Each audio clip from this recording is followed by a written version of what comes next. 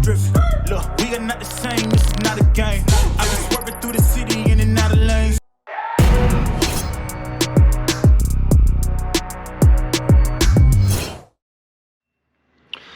Alright guys, kind of messed up and forgot to film pulling the oil pump off, but we just pulled the oil pump off and reinstalled it just now. So some quick torques that I want to give you guys for the future if you ever do this job. 10 Newton meters for all 3 bolts. The 2 smaller bolts go an extra 90 degrees after you hit the 10 Newton meters. The bigger, longer bolt, you go 180. Now this front oil pump sprocket bolt, this thing goes to 20 Newton meters and then 45 degrees. These little tiny guys, as well as the rest of the bed plate bolts, go to 4 Newton meters and then 45 degrees. So we've gone ahead, torqued in our new rod bearing on the number 1, as well as the rest of the cylinders. So all 6 bearings are done in bolts. Oil pump is in and torqued. We're gonna wipe down the surface real quick. We're gonna put our suction pipe back on. All the bolts that hold these. This is our broken one. The good one's over there, but we're gonna install that guy right now and torque it with the new bolts. And all these bolts are one-time use, so you gotta get new ones. Except for these I reused just because they don't come in the oil pump kit, so. And they're magnetic, which means they're partially steel. So usually it's the fully aluminum ones that are one-time use. But anyways, so we're almost there, almost ready to fire this engine up and see how she does. I'm gonna go ahead right now and get the oil pump pickup clean, which is all the way over here. I'll show you guys real quick. And the oil pan clean, and wipe down the mating surface and get all this stuff back together, as well as the suction pump. So here we have our donor oil pump and oil pickup and our donor oil pan. I said pump and meant pan. So I'm gonna clean this guy up real good, even though it came out of a good used engine. As we look in there, there's nothing in the screen. So I'm gonna go ahead and get this cleaned up, and then we're gonna throw it in the car and then keep moving forward. So yeah, let's get this baby running. All right guys, just giving you a quick shot of what it looks like all together with the turbo suction pump in there. Everything's torqued to spec. Do 10 Newton meters on all these guys. 8 actually on these smaller ones, but yeah, she's all there. Let's go ahead and get this oil pan on. All right guys, here's our replacement oil pan. It's all nice and clean. We got our new Victor oil pan gasket. Oil pan surface has all been cleaned. Ready to go on. Let's do it. Let's get some oil in this thing. All right guys, big accomplishment. Oil pan is back on and all sealed up. We've done 8 Newton meters all the way around.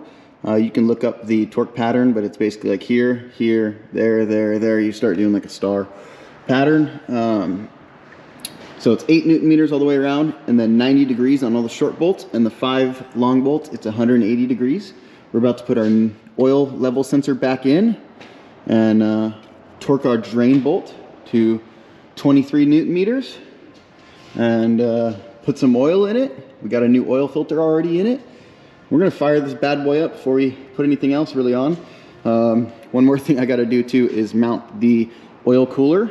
So real quick, I'm gonna mount this Mishimoto oil cooler.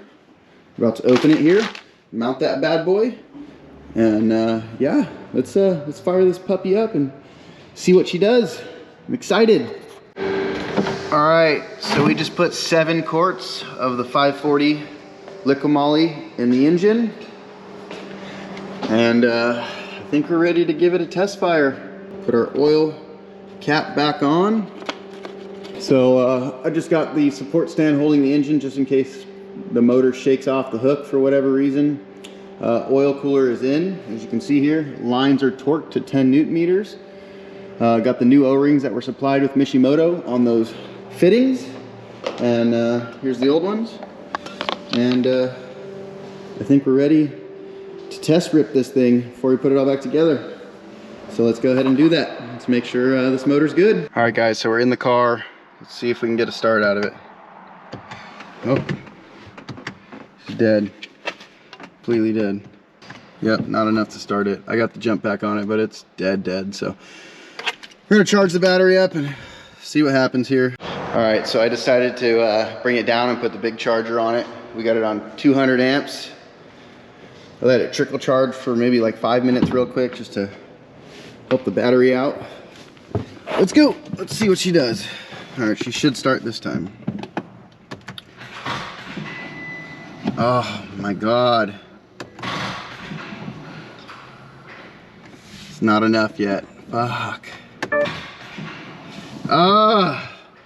So close. Jeez, guys, the anticipation is killing me.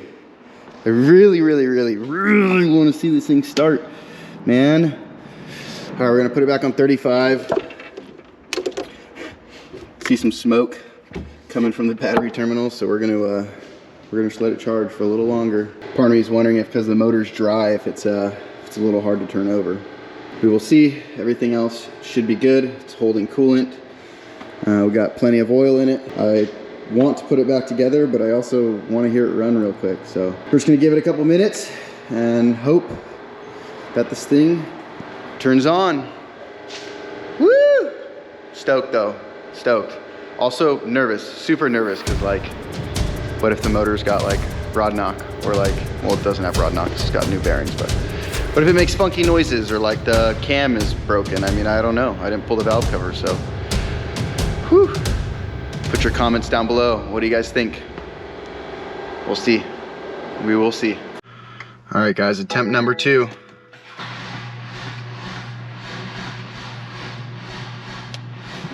Ooh, it tried. It turned the motor over. Motor was turning over. I want to hear this thing so bad.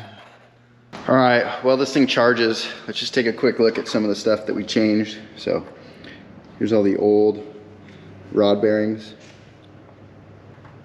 Be sure to give you guys a better look at that later. Here's the part number on the bearings that we put in. So they're ACL bearings for an N54, N55, and S55. They all use the same bearing. Here's the part number for the rod bolts, 201-6303. It's a 36 foot-pound torque. Here's the old rod bolts I'm about to throw away. Here's the old pickup tube bolts, cam or oil pump drive sprocket bolt. Those are some of the long oil pan bolts. I saved those because the Victor Rhines bolt set comes with a couple extras. Here's the 3 oil pump bolts. You got 2 like silver aluminum ones. One looks just like these when you get it out of the kit, but there's no threads on the beginning part, and that's how you tell. So all of these bolts are going in the trash, as well as these O-rings over here. So we had the 2 O-rings on the oil cooler, and then I didn't mention it, but I put a new O-ring on the pickup tube. I can show you over here on the old one in the trash. So this is the old pickup tube that broke. And there's an O-ring right here that goes into the oil pump. So that is going in the trash, as well as our oil pan, which is completely destroyed. No point in keeping that, so we're just gonna throw that away. And I could keep this windage tray, but what's the point? I don't want to remember this stuff, so throwing it in the trash. Yeah, I mean, got the car on the charger, just letting it do its thing for a little bit. Gonna give it a little bit more time. We almost got it this very last time, but I think the motor, from being kind of dry, is just it's kind of hard to turn over. So let's just hope that when it fires up, she gets some oil and she's all good. So yeah, gonna be throwing away all these O-rings. Just wanted to give you guys a quick look at everything before I throw it away. And let's some empty cans here. Let's get all this stuff thrown away, and just doing a little cleanup around the shop to help me put things back together here shortly. So yeah, let's get this car started and get this thing going. This is the 3rd time the charm. Let's go. It's running. It's running. Uh-oh, that was scary. There it is. Sounds normal now. Sounded a little sketchy on the first startup, but she's running.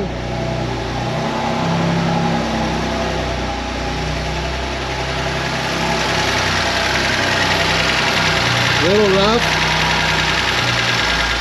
Let's see if she quiets down here in a second. She's running. It's crazy. Probably tripping out right now. Pedestrian warning reduced. It saw me. It sounds like a motor. Sounds like S55, a little noisy. I don't know what I just hit, but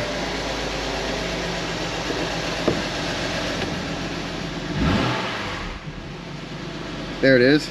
Motor's quietening up. Sounds better. Little ticky, but it runs. It's running. Sounds like maybe one of the lifters is dry.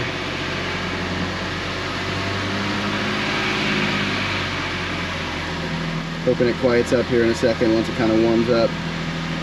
Oil circulates fully. Boy, let me tell you, it's probably happy to have some oil running through it. Doesn't sound extremely healthy, but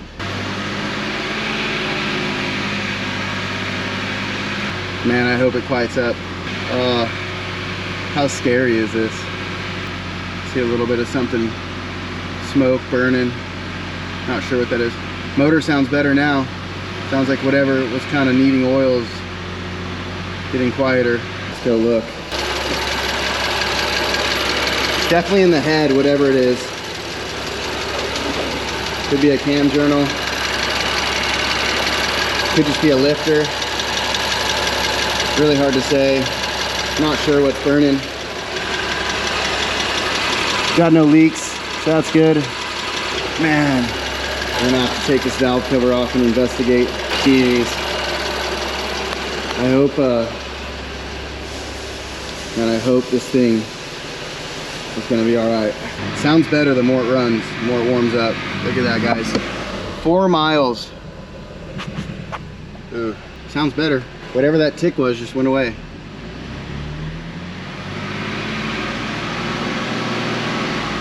I mean, overall, it sounds all right.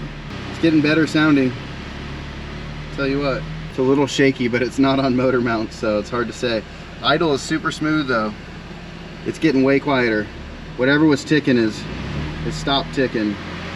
Probably just a lifter or something that was a little dry. Well, this is good. We got a running engine. I'm extremely happy that it's running, and it sounds to be getting better. You know, we've got those new rod bearings in there, hoping the main bearings are good. Cross your fingers, guys. What do you think? Put it down in the comments. Is this motor gonna last a long time, or is it gonna be a dud? Is it gonna like blow up on track or something? Let's hope not. I gotta find some wood to knock on. I'm hoping this thing is solid. Gotta find some wood. There's a wood table actually at the front of the shop, but knocked on some wood. She's running. She's getting quiet too. I don't know if you guys can hear it, but that tick is gone. Just high pressure pump tick now. She's sounding good.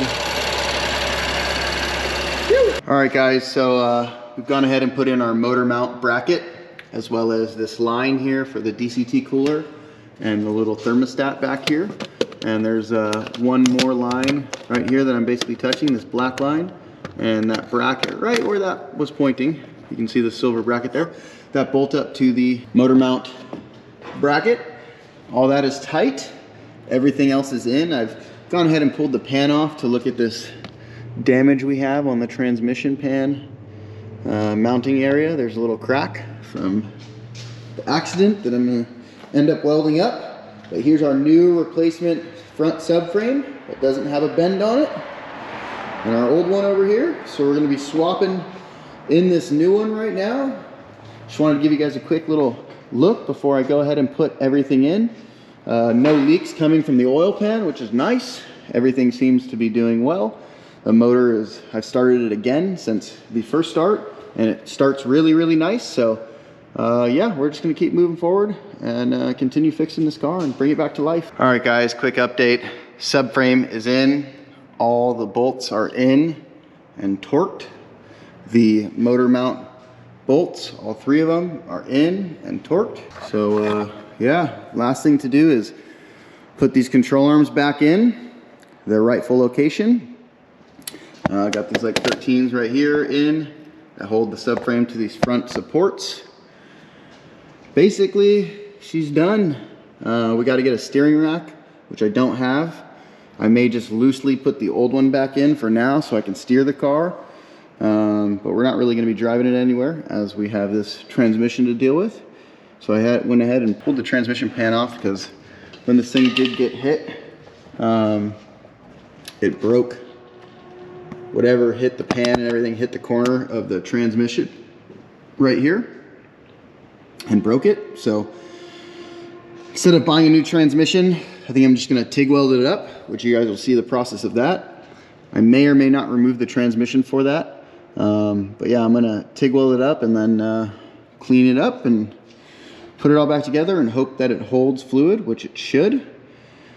Save us a transmission, and then we'll be on to deal with the rest of the damage here. This little ding back here, which we have a rear subframe for. But I kind of just want to get the car running and driving. It can drive like that, even though it's not ideal. It'll still be able to drive, and same with this exhaust. So we're just going to get, you know, the transmission and the motor done so the car is movable. And then once it's movable, I'm going to go ahead and just chop the exhaust here and get rid of the whole way to this front, or I'll just buy like a VRSF single mid pipe and throw that on. Not sure exactly yet which route I'm gonna go, but yeah, almost there. The coolest part about having to pull the subframe is when we do it, we're gonna do the dual diff mounts from Turner and the poly diff bushings, which I have already. So that'll be a cool, nice little upgrade while we're in here. Other than that though, car is coming along.